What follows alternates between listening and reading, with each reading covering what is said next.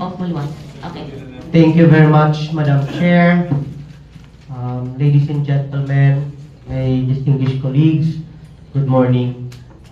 While I agree with our majority floor leader, I totally agree with his privileged speech. I agree with him not only because we are party mates.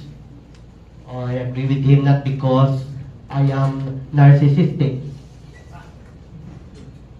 but because we both know kung sino ang master ni Pakanan. And our knowledge should go beyond between the two of us. Dapat makabaluman ang pumuluyo sa syudad kung sino gid. Kaya kung isagalisagid man kita sa mas pressing matters sa ginambal mo kay na. Ga-focus kita sa Sinsilyo. Wala kita nag-focus kag kalipat kita nga ginakawat sa aton bilog, papilon. Ga-focus kita sa Sinsilyo nga may resibo. Pero wala kita ga-focus sa bilog gaging kawat nga may resibo. Anyway, I support my colleague and syempre in celebration of Pista Minatay, lapit na lang tigkarala. I think it is but proper nga atindihan tani ang mga ghost projects sang ICDO kag pangamuyuan ta ang mga kalag sang nagpropose ini. Kag pangamuyuan ta na lang.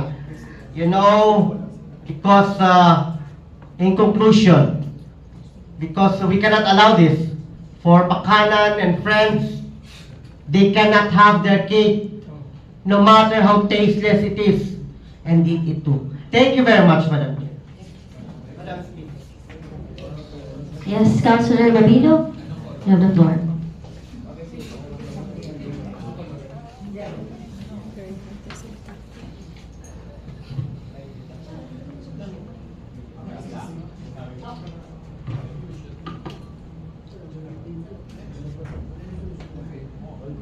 Hello.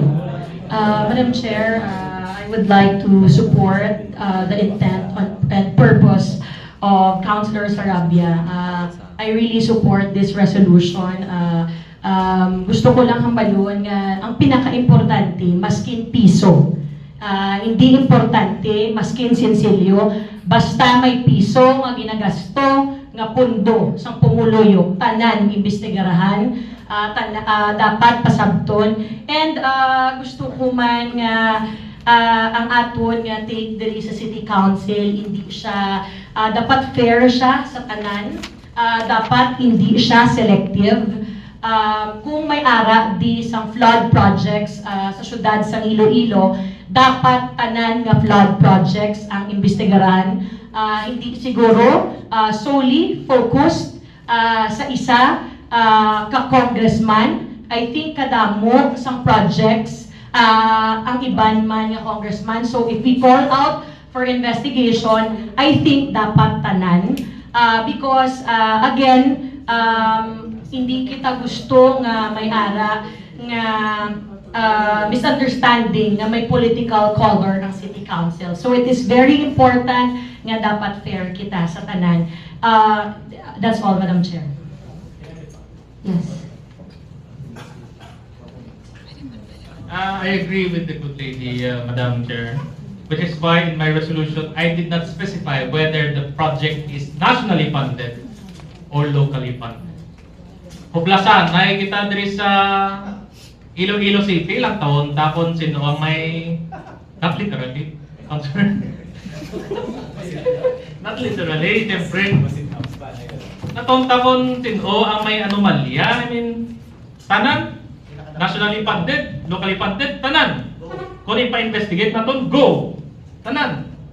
And I would just like to clarify nga alone the state of Iloilo City ang specify. Within man lang yung sa scope sa ato na jurisdiction, alangan mapasar kita sa resolution kung diinto, kung may multiple congressmen diri sa syudad, kung located within sa syudad sa Iloilo, investigate this resolution did not specify any particular office. Madam Chair. Any more? Councilor Tanyas? Your excited.